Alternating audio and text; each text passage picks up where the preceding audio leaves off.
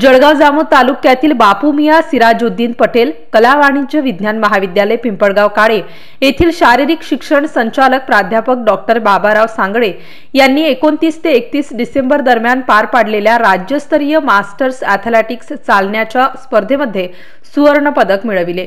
ही स्पर्धा मीनाताई ठाकरे स्टेडियम पंचवटी नाशिक येथे आयोजित करण्यात आली होती। 5 किलोमीटर चालण्याची ही स्पर्धा प्राध्यापक सांगळे यांनी 31 मिनिटात पूर्ण करून प्रथम क्रमांक मिळवला व बापू मियाँ सिराजुद्दीन पटेल महाविद्यालयाचे नाव राज्य स्तरावर झळकविले। त्यांची निवड पुणे येथे होणाऱ्या राष्ट्रीय स्पर्धेसाठी झालेली आहे।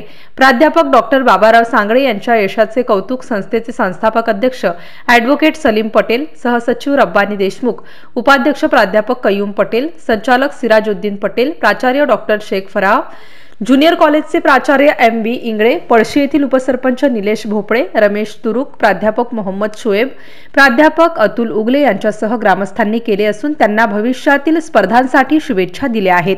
MCN न्यूज मराठी करिता मंगल काकडे, पिंपळगाव काळे।